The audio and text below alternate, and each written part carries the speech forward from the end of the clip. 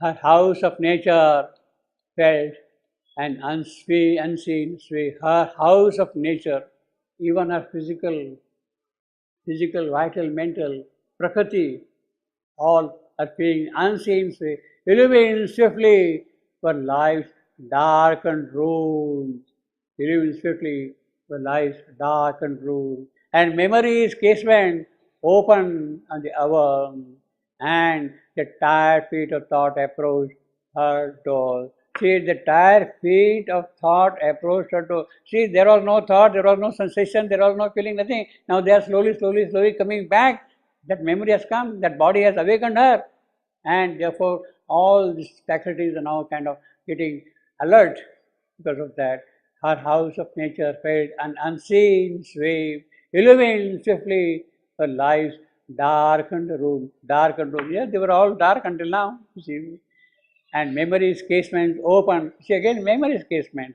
Memory. Remembrance was there. Memory's casement opened on the hour, and the tired feet of thought approached her doors.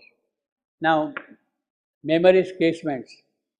Well, basically, body, that is a pivotal focus, pivotal element, the focus in the entire work of Savitri. The dichotomy which is there between spirit and matter, it is that alone gets heightened because of this body's ache. The path of incarnate Savitri, Savitri who has taken the human birth, is now becoming clear. Savitri's path is now becoming distinct, clear. She is able to see what she has to do. Why? Because of this body's ache. Yeah. Now, memories casements, windows, hinged windows, they are opening out. Memories casements, they have opened out on the hour, on the passing time. This hour, that hour. All the memories are coming back to her, what had happened, she had lived in the earlier days, in the earlier cycles of creation, in the earlier yugas. She is recollecting everything now. And tired feet of thought approached her. They were kind of getting fatigued, doing the same thing again and again, but now they are again approaching her. Casements. In this canto, there are three distinct allusions, references to things which are there in the English poetry. In the English poetry, Shivendu was a professor of English literature and he taught poetry and all those things. So he knows the entire English poetry very well, and he has used some of those things very powerfully, very effectively in Savitri also. The first one was right in the beginning of the canto, across the path of the divine event. The divine event. The divine event is a direct allusion to Tennyson. The divine event. In memoriam, there is a poem by Tennyson in memoriam, in memory of his friend, and there he uses the phrase the divine event. Shivendu has used it, but of course in his own manner. He is not kind of copy pasting it. He has given a totally new meaning to the phrase divine event here. So that is the first allusion right in the beginning of the poem.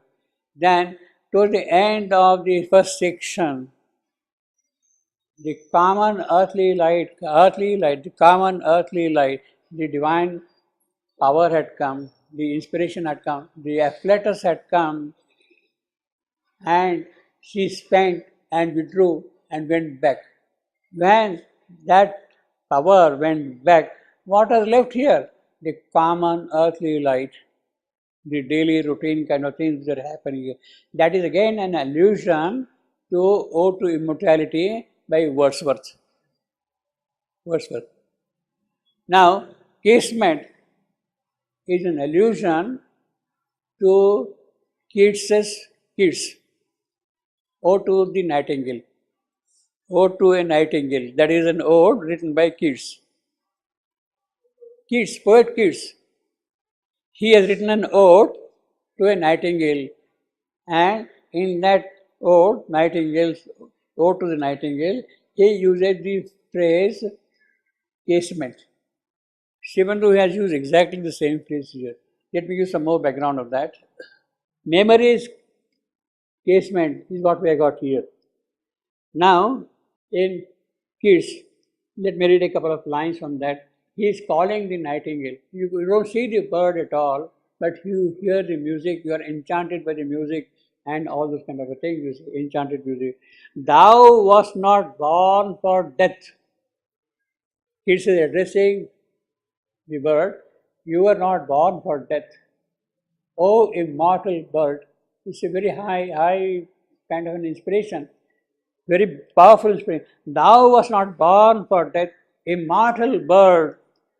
The voice I hear, your voice, that is all I hear. The voice I hear, this passing night was heard in ancient days. It is not for the first time that it is coming here. It was heard through the ages and ages and ages. Immortal bird is singing through the ages. I am hearing that voice now also again singing. And then it says, perhaps it is the same song, the same oft times, the same song, your voice, your music, your song, the same that oft times has charmed magic caves. The magic casements were charmed by your voice. The casement, the windows were charmed by your voice, and they got opened by themselves. The voice or the word is so sweet, so enchanting, so powerful, so magical that the windows got opened by themselves. And the moment the window got opened by themselves, by itself, the bird flew away through the window, you see. The bird flew away to the window, you see.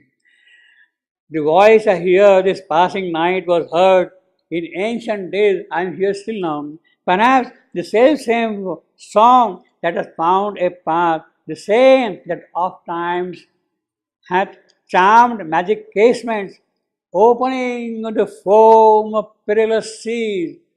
The windows are opening on the perilous sea, and you are flying across them in fairy lands forlorn. They are gone far away, far away, far away.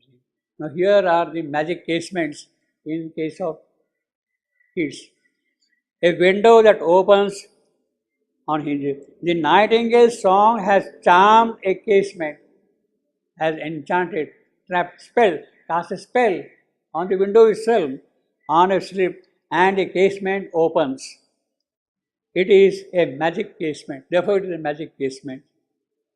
The nightingale flies out the window, and over the open ocean, perilous seas surrounded by a fairy land. After it flies out the window, the bird has gone away from the window. The nightingale is alone and abandoned. Nobody is there, forlorn in a strange land. As the nightingale flies far away from him, from the poet, goes away from him, poet, he laments that his imagination has fled him. He cannot even imagine anything now. The enchantment was there, he was able, and the imagination has fled him, and says that he has no longer to recall whether the nightingale's music was a vision or a waking dream. He was hearing the song of the nightingale, the bird has gone away, and I cannot imagine now whether it was a vision that I was seeing or whether it was some kind of a waking dream I was seeing. Waking dream I was seeing. Now that the music is gone, the speaker, the poet himself, cannot recall whether he is himself awake or asleep. The bird has gone away. He does not remember now whether he is awake or asleep at all. You see.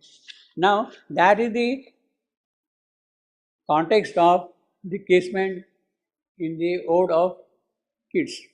Savitri listens to the voiceless call of her body. Voiceless call, the song of the nightingale, voiceless call of the body, the spiritual call of her body. The moment she hears it, her house of nature feels an unseen sway, as we are seeing. Life's darkened rooms get illumined the moment you hear that song, that call, and memory's casements open on the hours, and memory's casement open the hour, and thought approaches Savitri. Immediately, the purpose, the meaning of this creation is seen. The moment this memory's windows open, she sees the purpose, what I am here for. Now that is a contrast. In the case of kids, the bird has gone away and is wondering whether he is sleeping or is dreaming. But here in this casement, which is not a magic casement, but memory's casement, it is telling Savitri, Savitri, you are here for this work, this work, this work, this work. You see. The casements are open for that purpose, and therefore all the thoughts, etc., etc., they were closed, they are coming back to her, and she has to now get up and start her work, start her activity. You see. So that is the so in one case you are going into some forlorn desert in the case of kids and getting lost. You are wondering whether you are seeing a vision or whether you are dreaming. Here the memory has opened the door to awaken you to what you had to do in life here. So that is the illusion here. So this is third illusion in the first canto itself. The first was the divine event, the second was the earthly life, the daily earthly life of Wordsworth, and third is magic casement of kids has become now memories casement.